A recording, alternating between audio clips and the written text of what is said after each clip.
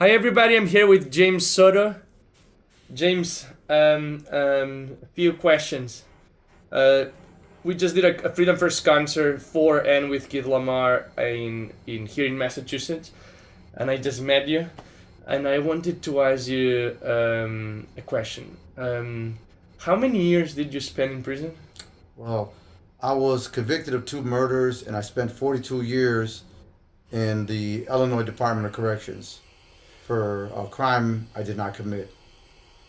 Were you able to prove that you didn't commit that crime? Yes, in December 14th, 2023, the court vacated my conviction and sentence, and the prosecution's office decided not to retry me and they dismissed the charges. Therefore, uh, deeming me not guilty or recognizing that I am innocent. So you spent 43 years. No, 42. 42 years. Yes. I'm 38 years old. 40. You spent 42 years in I, prison, I spent, which is so much time. And one day they just said, "Sorry, we made a mistake." no, of course, I have been fighting all along.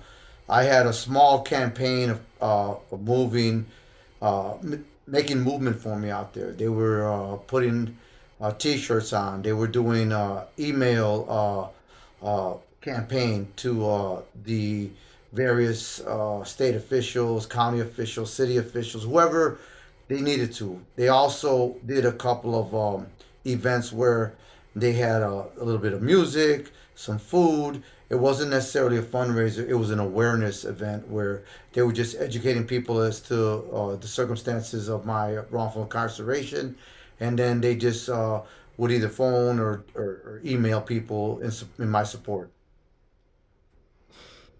Have they given you when? How many years have you been free? I got out on December 14th, so Thursday will make 4 months, and today is April 7th. So yeah, So you spent 42 42. years in prison. You came out 3 months ago, Almost four. almost 4 months ago. Um, will they give you any, I don't know, any money at least, or will they? Well, Will they? How are they going to? They cannot give you back no, of uh, course not. 42 years of your life No, no, no, of no, torture, but no. and saying that you were innocent and nobody believing Right. you, I mean, but just to give context, they took my 20, my 30s, my 40s, and my 50s. right. There's nothing, and no monetary settlement or award can ever give me that back. But there's a process in the state of Illinois where I have to put a petition for a certificate of innocence, and then I will be eligible for some state compensation, which doesn't exceed 250,000 at this time. So literally, if I get granted this petition, which clears my name all the way, which I can't really get into the specifics, but I could just tell you my attorneys are fighting to clear my name altogether, and then I will get 250,000 probably within 9 months to a year after I get that decision. Um, I We do intend to file a 1983 civil complaint. What that means is that we will be asking for millions of dollars, suing the people who are responsible for uh, getting people to lie on me, withholding evidence, etc. There's a whole lot of things I can't get into, but I will say that there was a lot of things that was not known to me, which I found out later, and it's just when that comes out, it's going to be even more, I think, attention to the injustice that occurred to me, unlike injustices that are occurring all throughout the United States. How old were you when you were arrested for I this? I had just turned 20, And how old are you now? 62. And when they arrested you, they accused you of? They accused me of two murders and attempt murder, of shooting two people at a park. They said it was two shooters, and one person, they said, shot them, all three victims, and they said I was there as a second shooter, uh, aiding and helping the other person in the commission of that offense. And this was all false. This is all false. How did they make it work in court to They, somehow convince a jury? they had a single, what's called accomplice witness. For example, if they say you and I are sitting on this couch and the couch breaks, they may say you and I are responsible, even though, let's say, I'm the one that broke this side of the couch. You would be just at fault. So under a lot of accountability laws, you don't even have to commit an offense, and they're going to say you're just as guilty. Um, what they did was that accomplice that I'm talking about, instead of him taking any responsibility that he committed the act, he said that I was involved with the case. So it's just a case of him putting blame on somebody so they can get some blame off of him. You get what I'm saying? Something like that. It wasn't really um, clear from the beginning how they convinced him to then become a state witness against me. So that's all they have is what's called an accomplice witness, someone who was allegedly involved with the case with me, who then told them I was involved with the case, and then that's how my name gets up. And they were just looking for anyone to close this case. It had been 3 months since the crime had occurred.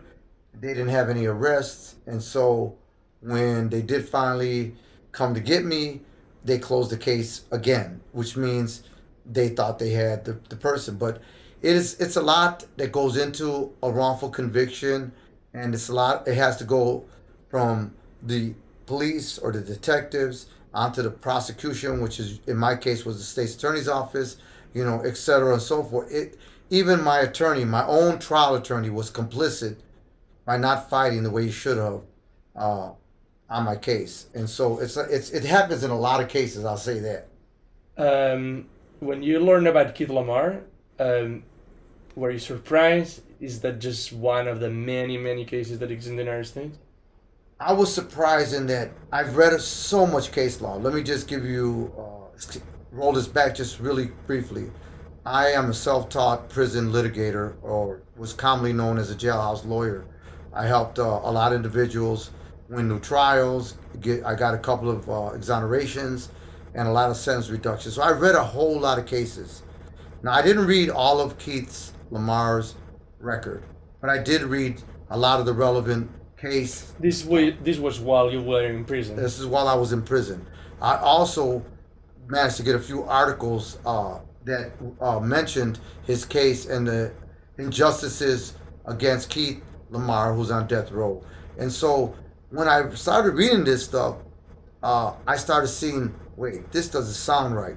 How is it that you cannot uh, disclose evidence, withhold exculpatory evidence that shows Keith was not involved in this crime that occurred in prison, but yet the court said it was like okay because of some technicality where they said it's not a reasonable probability that it would change the outcome of the trial. The second thing was his counsel was ineffective, and they said, oh well, that's trial strategy, or it was no harm, no foul. In other words, oh, the lawyer messed up, mea culpa, it's okay. And that's not okay because Keith had really bad lawyers. He had really bad lawyers, and it became apparent really early on when I started reading about him. And so that's when I first heard about Keith. They then had a jazz concert at the Northwestern University. I'm a recent graduate from the Northwestern Prison Education Program. Okay, pause. While you were in prison, you came out 3 months ago. You became a lawyer. No.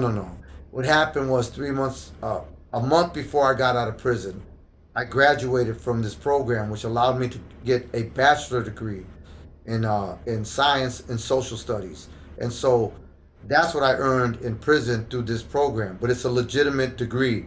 And so now that I'm out, I took the LSAT, which is a law test that you have to take in order to get into law school. So I taken a year off of school, and I'm going to go to school and put my applications in. And I want to go to law school so I can help out a Jimmy Sotto, a Keith Lamar, or anyone else who might be wrongly convicted. As many as I can. Obviously, I can't do all of them. But what stands out too is how blatant and clear it is with Keith's case. There's something about the case which reminds me of like these old 1940 movies you see where a prison riot occurs, and you got It's like like a James Kent movie. exactly, and this seems so like staged, but it's the truth. It is the facts of his case that they manufactured a case based on jailhouse informants, which are commonly known as jailhouse snitches, who, in order to get whatever they gained, right, putting the blame on Keith, they were seen as credible witnesses. No, they had incentive to lie on him, and it was not only the incentive of getting something out of it, but the pressure. I obviously there was pressure on them when they were in prison by the officials to falsify a narrative against Keith. Um, Last thing, you said before, they told me before that while you were in prison, you helped two people Yeah. to get out of prison. Yes. How did you do that? Well, I did. I was working on a lot of people's cases in there, Including your own case, right? including my own case. But So, when I so had, during the time you spent in prison, you liberated yourself, yeah, studying your case, and you helped two people while being in prison to become free. that's true. Yes, I That's helped too. incredible. It is, but it's just like I had the wherewithal. I had the skill set in order to do the research, help the gentleman get, like for example, their police reports, and uh, uh, there was evidence of an officer or detective having a pattern of misconduct, and so under the Freedom of Information Act, you can access material. So I helped them get the material that he needed to then formulate a really sound legal argument, filed it, and then once it took off, he got a counsel to come in who then helped them get released. So that's how that worked. On both cases, it was just simply the work that I had researched and initiated, then resulted in exonerations where they went home.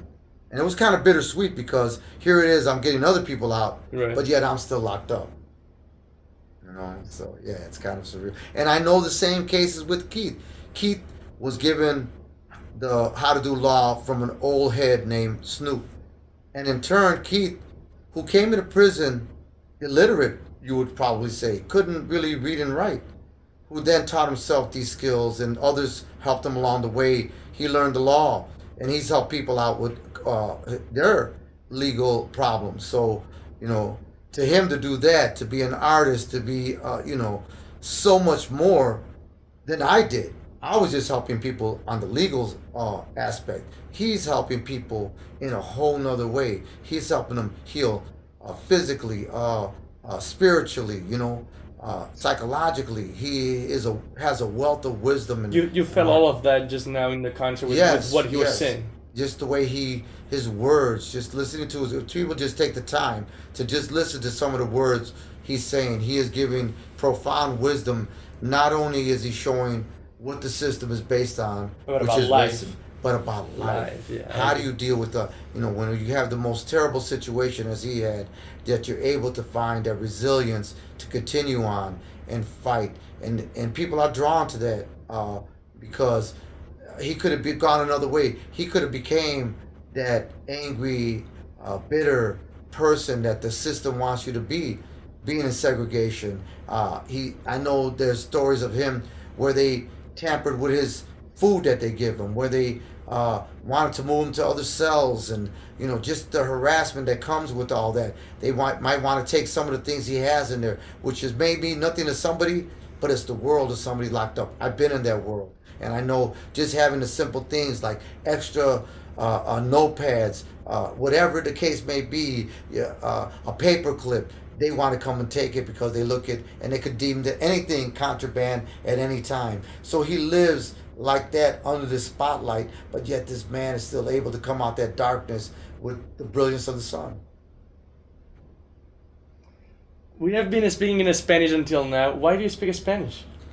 ¿Por qué no estoy hablando español? No, ¿por qué hablas español? Oh. Where does it come from? Oh, bueno, mi papá puede hablar español. Yo tengo ¿De dónde era? Mi papá era de Juárez, en México. So Mexican parent. No, nomás mi papá.